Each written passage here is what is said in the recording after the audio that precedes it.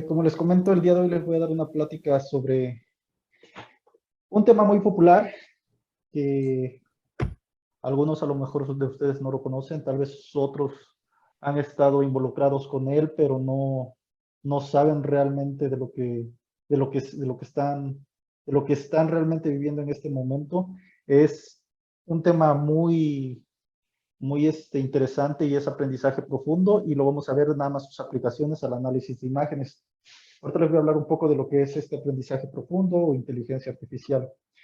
Un pequeño resumen de lo que estaremos hablando, vamos a ver unas aplicaciones típicas de lo que es la inteligencia artificial. Brevemente veremos lo que es aprendizaje máquina supervisado, cómo apliqué, muy brevemente vamos a ver cómo apliqué este tipo de aprendizaje para resolver la segmentación de neuronas, lo cual es un paso muy importante para extraer el esqueleto, ajá, el esqueleto de las neuronas. Voy a hablar después de lo que es el aprendizaje profundo y cómo se lo hemos bueno, cómo se ha aplicado a la segmentación. De nuevo, aplicaciones típicas bueno, las arquitecturas típicas de las redes neuronales convolucionales y finalmente cómo he utilizado las redes neuronales convolucionales a tres problemas a los cuales me he enfrentado. Como les comenté, la inteligencia artificial tiene muchas aplicaciones.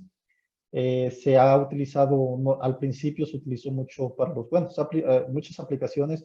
En los juegos se ha aplicado con mucho éxito. Por ejemplo, estamos hablando que en ajedrez desde 1995 ya se hablaba de computadoras que se hablaba de alguna manera con inteligencia artificial porque manejaban métodos que eran capaces de derrotar a los humanos en este tipo de juegos. Actualmente hay computadoras que ya no se puede decir que es casi muy difícil que un humano, imposible se puede decir que un humano le pueda ganar a este tipo de, de máquinas. Eh, Recientemente se diseñó una computadora para un juego un poco más complejo, el juego de Go, que es el que tenemos acá del lado derecho. Este es un juego mucho más complejo que el ajedrez, con millones de movidas que uno puede tener. Se diseñó una máquina basada en inteligencia artificial y le pudo ganar al campeón mundial. De hecho, es algo muy interesante porque esto vino a revolucionar cómo se jugaba Go en su momento. La computadora hizo sacrificios o movidas que uno pensaría, ok, está haciendo algo que no tiene lógica, pero después de varios movimientos, tal vez 5 o 10 movimientos, o tal vez más movimientos, se veía que el movimiento que inició todo ese juego para que pudiera ganar, habían sido con una movida que parecía ilógica en su momento. Entonces eso vino a revolucionar mucho cómo se juega este, este juego en póker. En póker también ha tenido mucho éxito. Eh, Existen algoritmos basados en inteligencia artificial que son mucho mejores que los jugadores profesionales. Eh, También se han desarrollado, y esto tiene muchas aplicaciones prácticas, ya lo vimos, una aplicación al diagnóstico de COVID, pero así como existe el diagnóstico de COVID, existe el diagnóstico de muchas enfermedades. Una de estas es el cáncer. En el 2020 se publicó una revisión que se hizo sobre los algoritmos de inteligencia artificial, qué tan buenos eran para detectar el cáncer. Se comparó el algoritmo de inteligencia artificial con 6 expertos y en general se llegó a la conclusión de que las computadoras podían detectar de mucho mejor manera lo que era un cáncer. En la fila de arriba, en la primera fila, la que tenemos aquí, vemos un cáncer o un paciente con cáncer que los expertos no fueron capaces de detectarlo. Los 6 expertos no tuvieron éxito, dijeron, ok, esta persona está sana, no tiene nada, pero la máquina de inteligencia artificial dijo, no, aquí tienen que checar, tienen que revisar porque yo sí estoy detectando cáncer. Y realmente esa era una persona que tenía cáncer. Pero no todo es tan bueno, no es todo tan bueno a veces como uno lo espera. En la parte de abajo, en el panel B, se puede ver un cáncer que las 6 personas dijeron, este es un cáncer, los 6 expertos dijeron, esto es un cáncer aquí no hay error de que sea cáncer y la máquina se equivocó, la máquina dijo, no, aquí yo no detecto nada. Entonces, algo que tenemos que tener mucho en cuenta cuando trabajamos con este tipo de metodologías es que no lo debemos de tomar a ciegas lo que nos está diciendo. Tenemos que verificar, a lo mejor en algún momento sí se llegue eh, sí se llegue a un punto en el que no vamos a necesitar verificación, pero ahorita para ciertos problemas sí se necesita la verificación o la supervisión de un ser humano para corroborar que realmente lo que está haciendo la máquina está en lo correcto. Y como lo menciono aquí, tiene que ver como una herramienta nada más, como que algo que te está ayudando, pero no te está sustituyendo, no nos está sustituyendo hasta este momento. Este es un problema que me gusta mucho. Es un problema de computación, de visión por computadora. En los problemas de visión por computadora, lo que nosotros o lo que se está interesado es detectar los objetos que hay en una imagen. Por ejemplo, puede ser una vaca, decir dónde está la vaca, si hay una persona, si hay pasto.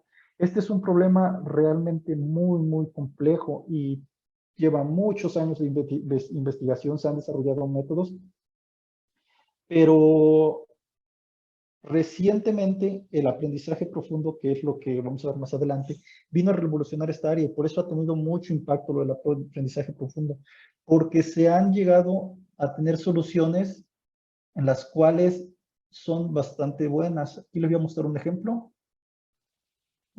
Si pueden ver, espero que puedan ver el video.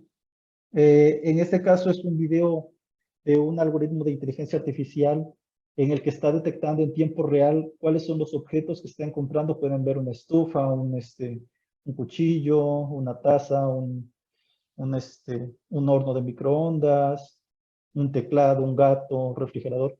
Si pueden ver, está detectando de manera impresionante y en tiempo real todos estos objetos. Aquí tenemos otro ejemplo de esto, de cómo funciona en tiempo real. Detecta muy bien lo que es una motocicleta. Este tipo de algoritmos se están utilizando mucho para los carros autónomos. En los carros autónomos necesitamos identificar si hay un auto cercano a nosotros, si hay una persona, si hay un semáforo, si el semáforo está en cierto color para poder avanzar. Esto se está utilizando mucho para este tipo de problemas de manejo de carros autónomos. Seguimos. Okay. Otra de las aplicaciones que también a mí me llama mucho la atención y tal vez ustedes lo han visto a lo mejor en algunas conferencias que han asistido. A veces uno está por YouTube o creo que me parece también por Zoom y te permite activar, dice, ok, activa la transcripción, traslación en vivo. Y lo que está diciendo el orador se ve en español y todos en español, en el idioma que se haya seleccionado. Entonces, todos estos algoritmos están basados en inteligencia artificial. Se entrenó una máquina para que automáticamente la voz la convirtiera a texto. Este es algo que me impresionó mucho, nos los acaba de enviar un compañero hace algunos días. Este es un algoritmo de inteligencia artificial en el que, en el que se traslada texto a imagen. Nosotros tenemos un recuadro para escribir cualquier texto. En este caso le puse una persona con lentes manejando una bicicleta y leyendo un libro. Y la computadora automáticamente trata de trasladar ese texto a imagen. Entonces, esto fue lo que nos dio como resultado. Como pueden ver, no son resultados perfectos, pero se asemeja bastante a lo que estamos buscando. Es muy entretenido, realmente les recomiendo. Si lo quieren probar, ahí este es el link. Es muy entretenido pueden poner una persona comiendo una banana y da resultados muy interesantes. De hecho, hay incluso algunos están preocupados porque pueden pensar que esto puede venir a cambiar o engañar ciertas cosas de cómo se generan, pueden utilizarse como por ejemplo para cosas fraudulentas. Entonces hay que tener mucho cuidado cuando uno utiliza este tipo de herramientas. Algo muy importante es el crecimiento de la inteligencia artificial En el área de investigación, como les comento, de unos años a la fecha ha habido muchas publicaciones, se ha explotado mucho esta área de inteligencia artificial y precisamente es este incremento en inteligencia artificial que es aproximadamente en 2012, tiene que ver con que se empezó a utilizar mucho lo que llamamos aprendizaje profundo. De 2012 a la fecha se empezó a utilizar mucho aprendizaje profundo y hubo un incremento realmente importante de todas las publicaciones a nivel mundial que tienen que ver con temas relacionados con inteligencia artificial. Se pueden ver ahorita 4% del total de las publicaciones aproximadamente tienen que ver con algoritmos de inteligencia artificial. Como les comento, los algoritmos que tenemos ahorita se han venido a tener un gran impacto porque han venido a revolucionar esta área, en este caso en la segmentación y sí, Se ve recuadro en la presentación, que siempre te estorba, perdón. ¿cómo? Que se ve un recuadro, el recuadro negro, el que siempre está estorbando. No sé si lo puedes quitar. Listo, gracias. Ahí está, muchas gracias. Sí, ok. Sí, ya quedó, gracias. Sí. Como les comenté, ahorita ha tenido un gran impacto porque ha tenido muchas aplicaciones en segmentación, detección de objetos, al remover ruido. Tiene muchas aplicaciones y por eso ha venido a revolucionar el aprendizaje profundo. Yo principalmente hasta hace unos años, bueno, hasta la fecha sigo utilizando lo que es el aprendizaje máquina. Lo que es el aprendizaje máquina es la ciencia de hacer que la computadora aprenda, pero va a aprender por medio de observaciones. Nosotros le vamos a dar a la computadora cierta información para que ella pueda entender qué es lo que quiere diferenciar, qué es lo que quiere, qué es lo que nosotros queremos que haga. El aprendizaje máquina es un área de la inteligencia artificial, una subárea de la inteligencia artificial, y dentro del aprendizaje máquina yo estoy muy interesado en lo que es el aprendizaje supervisado. En el aprendizaje supervisado, nosotros lo que le damos al modelo es un conjunto de entrenamiento, un dato de entrenamiento, el cual consiste en la imagen de entrada, si estamos trabajando con imágenes, y en el resultado que nosotros esperamos obtener. Eso es lo que nosotros nos tenemos lo que nosotros tenemos que realizar en el aprendizaje máquina supervisado. La imagen de entrada y qué es lo que nosotros estamos qué es lo que queremos. Por ejemplo, si nosotros estamos trabajando o si queremos detectar cierta enfermedad, le podemos dar el récord médico, los síntomas y la enfermedad que tiene. Le damos una cantidad enorme, tal vez unos 1000 ejemplos. Esta persona tiene tal síntoma, tal síntoma, tal síntoma, y la enfermedad es esta. Síntoma, síntoma, síntoma, enfermedad esta.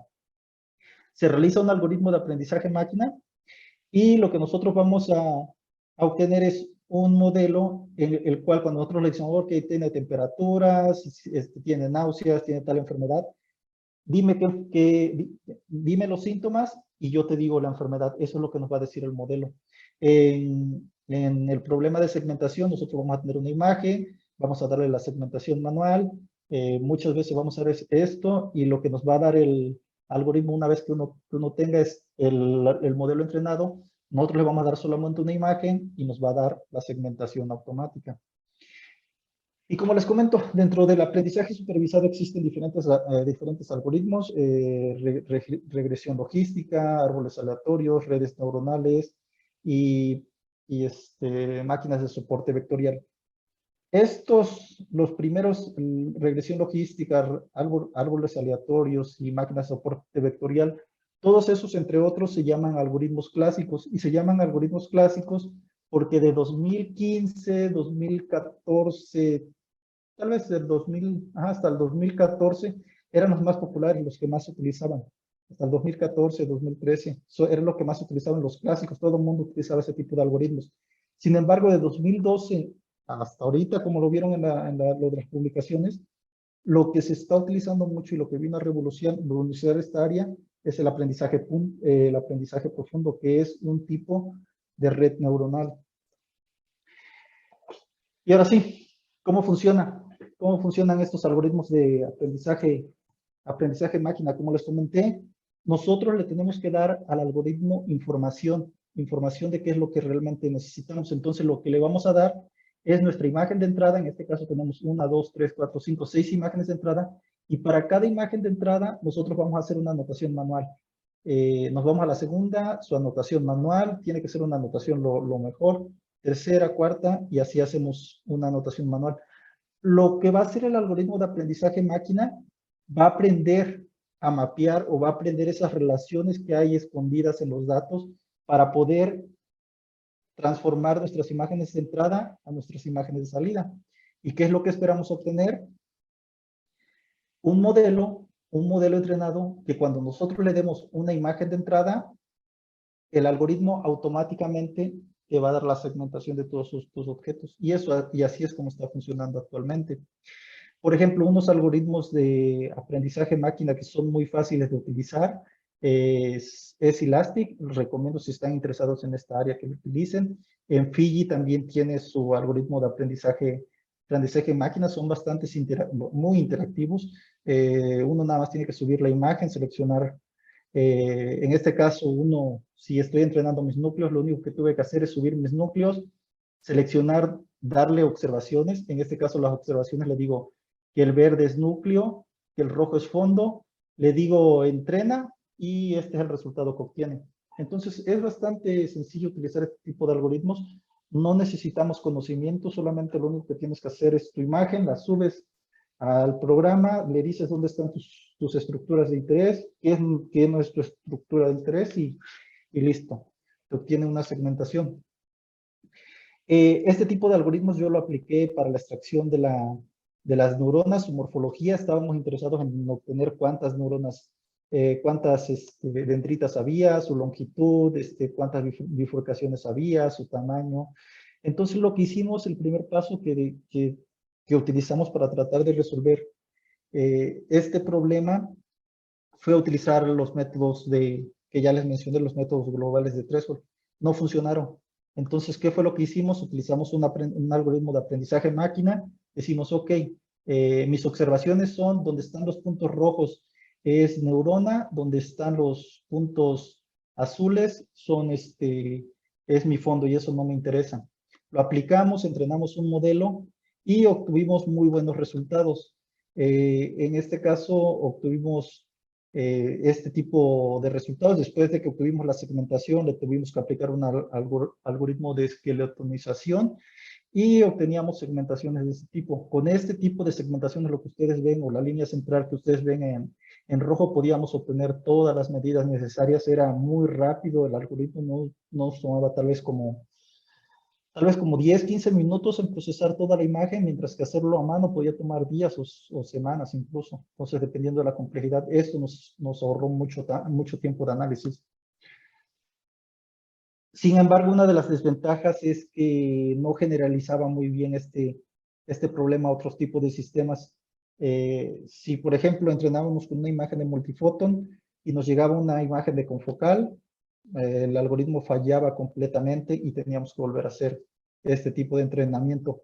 Era muy tedioso porque teníamos muchos colaboradores. Si el colaborador cambiaba el tamaño de la apertura numérica o ciertas características del microscopio, teníamos que hacer este modelo, lo cual en su momento se volvió algo muy tedioso. Después, durante el doctorado, desarrollé otro algoritmo basado en inteligencia artificial que permitía mejorar los resultados, pero ya no hay mucho tiempo para hablar sobre esto. Como les comenté, algo muy importante ahorita son las redes de aprendizaje profundo. Yo las estoy utilizando mucho, las redes neuronales convolucionales. Es un algoritmo que lo único que uno le tiene que dar es tu imagen de entrada y tu imagen de salida. ¿Qué es lo que uno quiere obtener como salida? Claro, se tiene que diseñar la red, cuántas capas y cuántos filtros se necesitan. Y necesitamos, como les comenté, lo más importante y lo más difícil a veces de obtener es el conjunto de entrenamiento. Las imágenes de entrada y el resultado es esperado. Y el conjunto de entrenamiento es algo bastante difícil a veces de obtenerlo, porque dependiendo de la complejidad del problema, para un problema, para un problema sencillo, eh, tal vez solamente necesitemos 8 imágenes de entrenamiento. Como por ejemplo para segmentación de células. He aplicado este problema para estos algoritmos para segmentación de células y con 8 imágenes lo estamos haciendo bastante bien. Pero para problemas complejos, como por ejemplo trasladar el problema el ejemplo que les mostré de texto a imagen, puede requerir millones de imágenes de entrenamiento, lo cual a veces es bastante difícil de conseguir. La arquitectura, como les mencionó AID, una de las más utilizadas para segmentación, ya está muy bien diseñada, es la red UNet, que es la que se utiliza. Entonces, por el diseño de la red para ciertos problemas, no nos tenemos que preocupar. La UNet funciona muy bien para segmentación.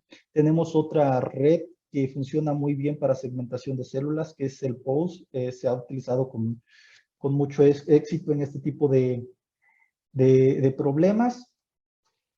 Para la segmentación de objetos y detección, la otra red que se utiliza mucho es la MassArcNN.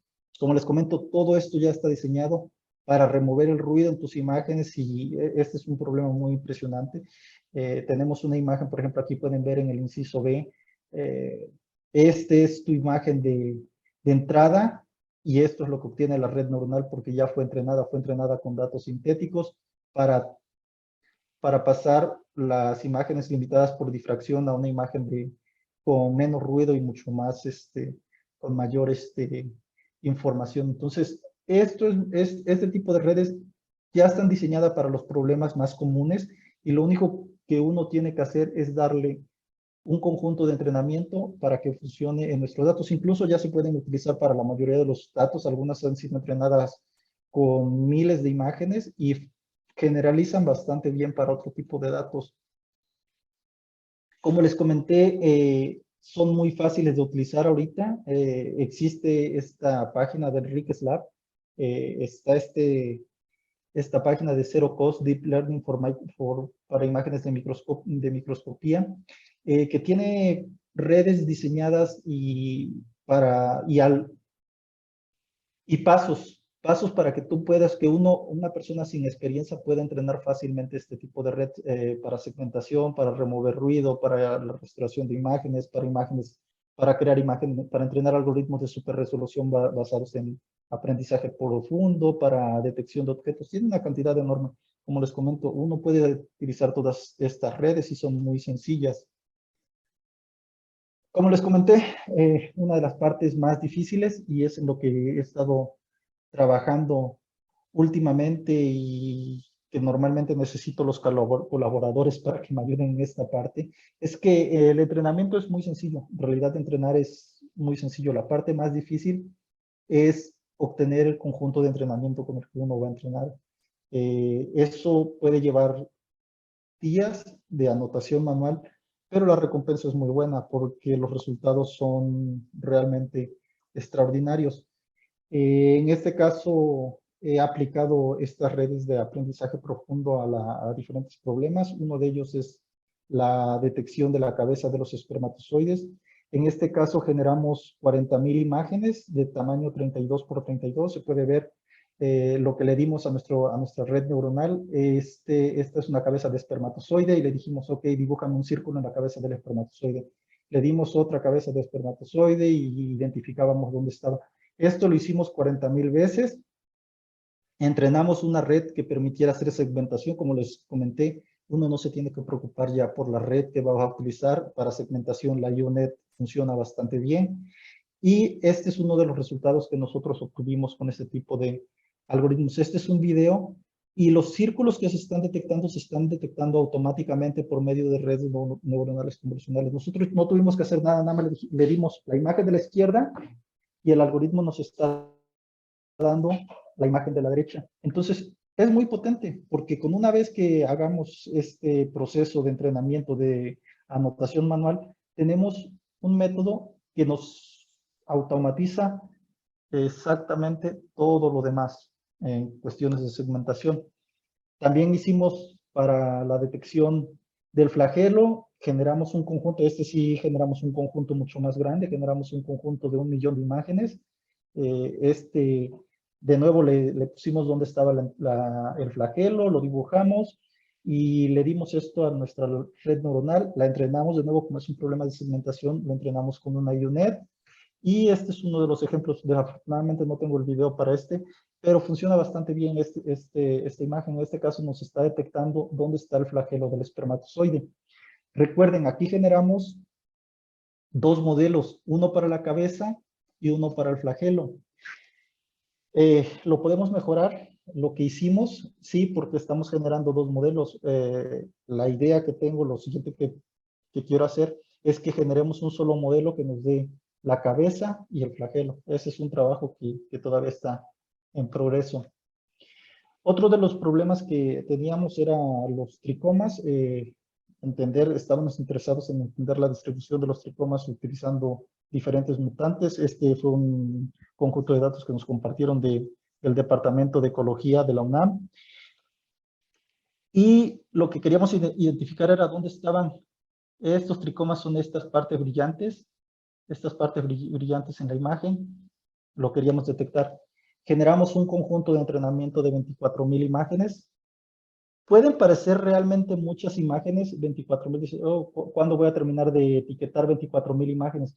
Pero en realidad no son tanto 24.000 imágenes. Lo que nosotros hicimos, nada más etiquetaron manualmente, creo que 100 imágenes, y de ahí utilizamos operaciones que nos permitían aumentar estas 100 imágenes a una cantidad enorme. En este caso fueron 24.000 imágenes. Entonces, aunque parecen muchas imágenes, en realidad el etiquetado manual nada más fueron creo que 100 imágenes. Y una vez entrenamos de nuevo una red UNet para hacer la segmentación, y llegamos a las siguientes conclusiones. En la mayoría de las imágenes de prueba, la anotación manual, la que hacía un experto que estaba anotando los tricomas manualmente, era idéntica a la anotación que nosotros obteníamos de manera automática. Entonces, no había diferencias realmente en lo que se obtenía de una anotación manual a lo que obteníamos de manera automática. En algunos casos fue muy interesante porque la anotación manual era mucho mejor que la que el humano había hecho. ¿Y a qué uno se refiere con mucho mejor? Que nosotros identificábamos algunos tricomas y se los dábamos a revisar al experto y decía, sí, me equivoqué en esta parte, ese sí debía de haber sido identificado como tricoma. Eso notamos. Y en algunos otros casos fue lo contrario. Notamos que el algoritmo automático se equivocaba en ciertas partes donde el anotador manual había dicho, esta sí es un tricoma, y en realidad lo dábamos a verificar y decía, sí, este sí debería haber sido anotado como tricoma, pero se equivocó el algoritmo. Entonces, pero en general en la mayoría de las imágenes lo hizo bastante bien el algoritmo.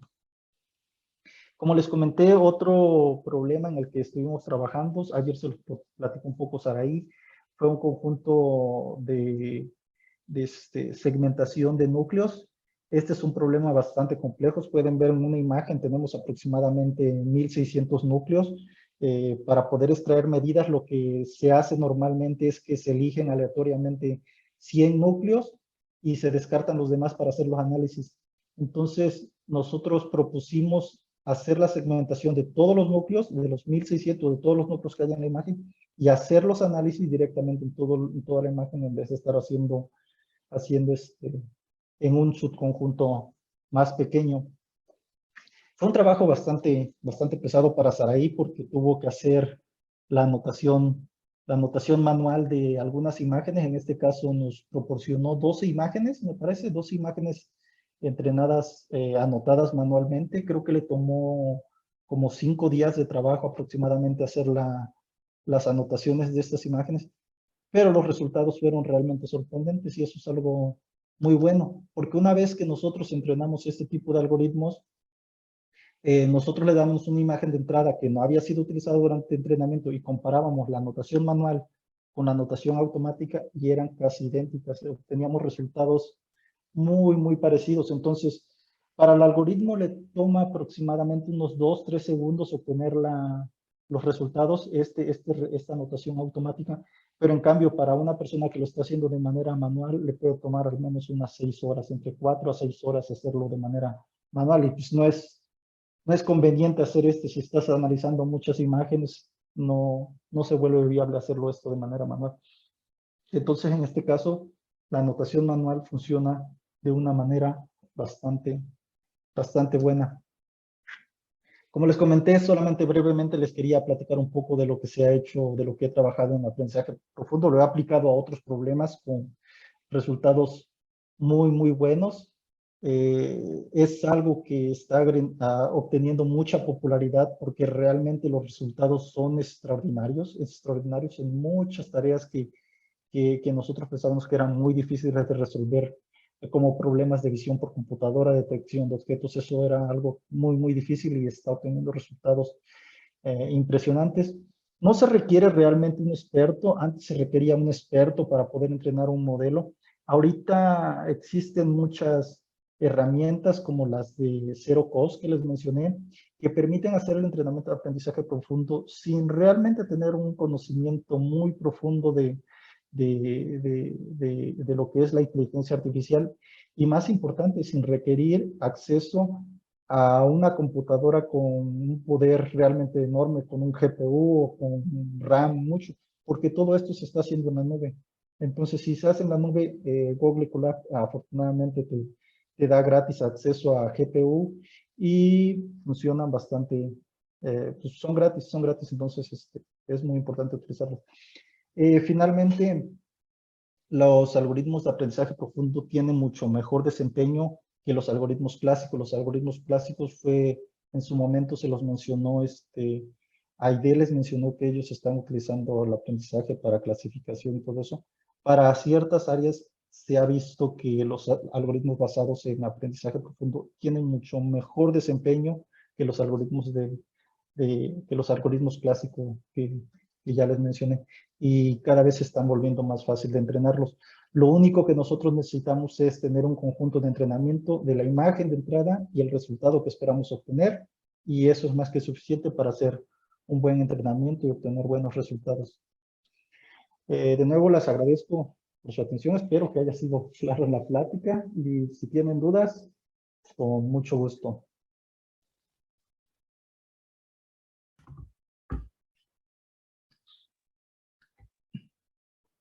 De acuerdo, muchas gracias. Vamos a pasar a la sesión de preguntas y respuestas. Primero, vamos a ver la mano levantada de Emiliano Valderas. Adelante. Hola otra vez.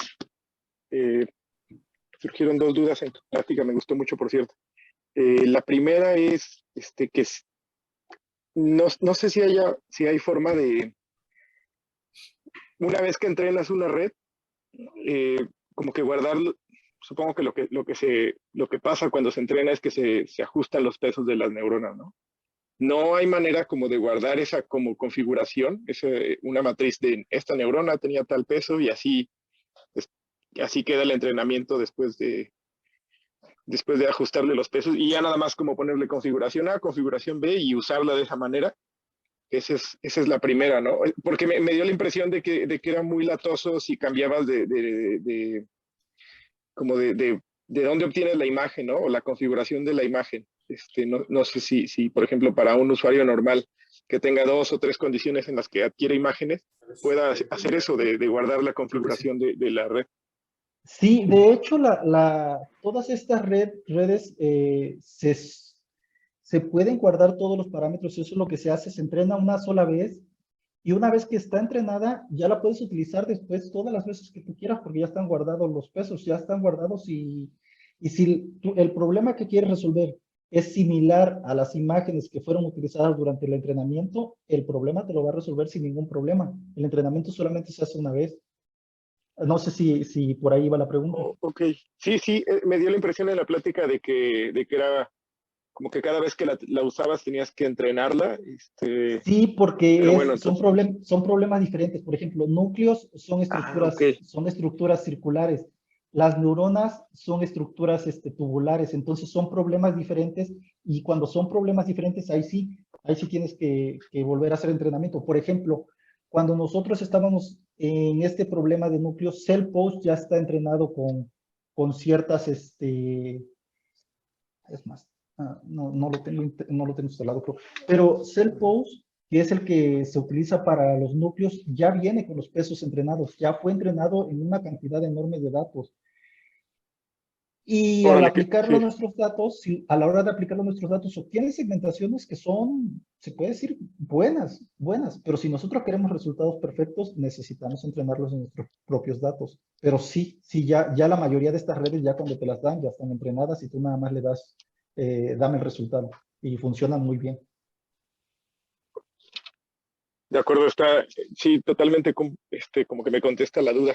Tengo otra duda y como duda y media, no sé si todavía pueda preguntar más o ya con eso. Sí. Pues era que dices que tienes un set de imágenes y como que le haces operaciones a las imágenes para que se hagan más, ¿no? Y poder entrenarla Ah, con a sí, lo mejor 100 imágenes en vez de sin adquirir 100 imágenes. sí. Una es esa, ¿qué le hacen a las imágenes? Y la otra es cuántas necesitas para entrenar una red de este tipo para pues, resolver tu problema, ¿no? Para tener un Sí. entrenamiento bueno. Y ya. Sí, Gracias. lo que hacemos es aumentar el tamaño de nuestro conjunto de entrenamiento. Existen modificaciones básicas que funcionan muy bien, como por ejemplo puede ser rotar tu imagen, rotar 15 grados, 20 grados, 30 grados, y ya estás generando un conjunto que no es exactamente el mismo. Puedes a lo mejor agregarle un poco de ruido, moverle los valores de intensidad, y lo que estás tratando de simular es diferentes variaciones en tu conjunto de datos. Entonces, con eso aumenta nuestro conjunto de datos. ¿Cuánto necesito para entrenar? ¿Cuántas imágenes son suficientes? Es una pregunta muy difícil porque, como lo menciono, hay problemas que son realmente muy sencillos, que con pocas imágenes obtienes resultados muy buenos. El que les mencioné, teníamos el problema de la segmentación de núcleos. Con 8 imágenes entrenamos y con eso fue más que suficiente. Para el de tricomas, como lo pueden ver, utilizamos, creo que fueron 40 no recuerdo cuántas imágenes de entrenamiento, fueron 24,000 imágenes. Y con este lo único que hicimos fueron modificaciones, pequeñas modificaciones a los valores de intensidad, a los valores, utilizamos recortar la imagen, aumentarle el tamaño, reducir el tamaño. Hicimos muchas modificaciones de ese tipo. Son modificaciones que ya son bastante conocidas en nuestra área, que se utilizan mucho para incrementar el tamaño y la variación de las características de las imágenes. Cualquier transformación en los datos que modifique las características de tu imagen ayuda, porque lo que nosotros queremos es generar un conjunto que sea muy variable con sus características. Y por eso a veces muchas personas lo que normalmente hacen es entrenas con imágenes obtenidas con microscopios de fluorescencia, bright field, campo claro, con diferentes tipos de microscopio mueves las diferentes aperturas, pues mueves mucho para obtener mucha variación en tus datos. Muchos piensan ir desde ese punto de vista, pero hay otros que generan datos sintéticos, generas tus imágenes, cómo esperas obtener tus datos en tus imágenes y puedes generar una cantidad enorme de datos. Pero sí, al menos como le comento, se tiene que ver el problema para saber cuántas imágenes puedes estar. A lo mejor se necesitan pocas, a lo mejor se necesitan muchas. Gracias, muchas gracias. Ok, ahora pasamos a una pregunta en el chat de Pamela Gutiérrez. Nos dice, gracias por la charla. Nos mencionó que a veces hay error en el investigador y a veces en el algoritmo. ¿Cuál es la probabilidad de que el algoritmo se equivoque? Por ejemplo, en el caso de los tricomas, me imagino que debe ser muy baja. Sí, de hecho, para ese problema, y muy probablemente fue error de entrenamiento. Y me refiero a error de entrenamiento porque lo que nosotros observamos en la mayoría de los casos que se equivocó el algoritmo fue cuando aparecían dos tricomas que estaban muy pegaditos, muy cerquitas, muy cerquita uno con otro. Entonces, el algoritmo o la red neuronal convolucional se equivocó porque eran muy pocos casos, muy pocos casos. En nuestro conjunto de entrenamiento tenemos 24,000 imágenes y tal vez a lo mejor el 5% o menos del 5% de imágenes tenían tricomas que estaban muy, muy cerquita, entonces el algoritmo no era capaz de generalizar bastante bien. Lo que nosotros necesitamos es generar tricomas o un conjunto de entrenamiento que tenga tricomas que están muy pegaditos uno con otros. Tal vez si hubiéramos generado un conjunto de datos que tuviera muchos tricomas muy cerquita uno con otro, con eso muy probablemente hubiéramos mejorado el desempeño que se tiene con el humano, pero aquí muy probablemente fue un error de cómo hicimos el entrenamiento o de cómo generamos este conjunto de datos. No teníamos manera de tener tricomas que estuvieran muy pegaditos, pero a la hora de la prueba sí aparecían algunos tricomas que estaban muy cerquitos unos con otros y ahí era donde se equivocaba el algoritmo. Pero en la mayoría de los casos era muy bueno para detectar la mayoría de los tricomas.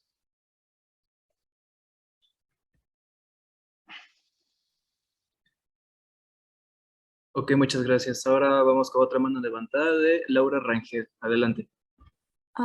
Hola Paul, hoy estaba viendo que pusiste algo sobre un algoritmo de segmentación que se llama Cellpose y lo busqué ahorita en internet para ver como que se veía muy fácil de utilizar y vi que pues lo puedes utilizar en línea también y quería saber si era para cualquier tipo de imágenes o...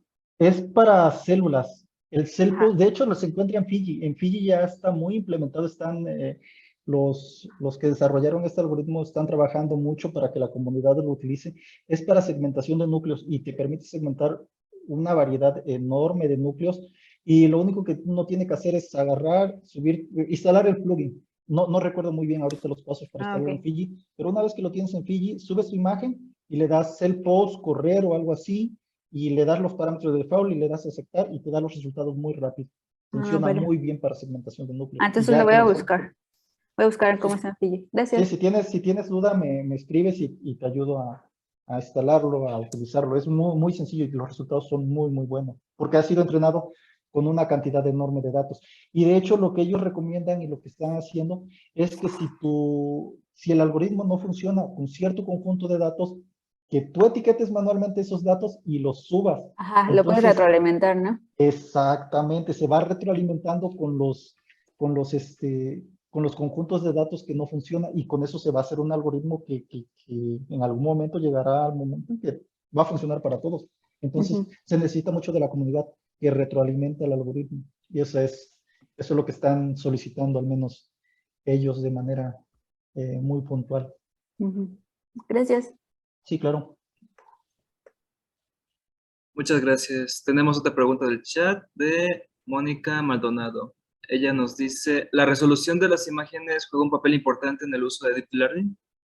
Sí, es muy importante. Por ejemplo, si entrenamos con imágenes de tamaño de un radio 5, por eso es es lo que les comentaba. Si entrenas con imágenes de radio 5, que quieres detectar células con un radio de tamaño 5, y después le cambias las configuraciones a tus microscopios y en el microscopio ahora tienen un tamaño de un radio de 10 píxeles, el algoritmo no va a ser capaz de entender que tienes un objeto más grande, lo que va a decir, ok, este se sale de lo que yo aprendí y lo va a descartar, vas a obtener nada, muy probablemente se vaya a obtener nada porque las características son diferentes.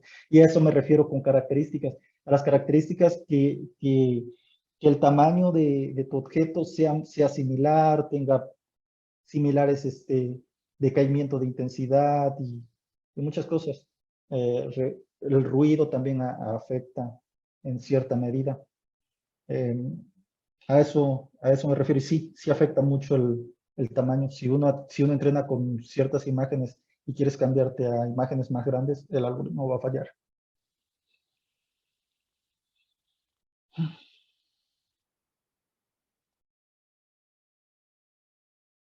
Gracias. Sí, claro.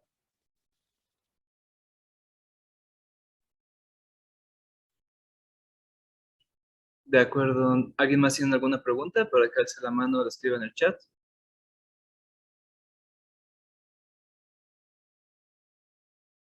Yo quisiera saber sobre el uso de imágenes, por ejemplo, de histología o de anatomía vegetal, pero clásicas, sin ser de pues, epifluorescencia, porque casi todos los ejemplos que aparecen parecen ser de imágenes de fluorescencia, y las que son de tejido histológico, con hematoxilina y eosina, son súper complejas. No sé si también están desarrollando para ese tipo de imágenes.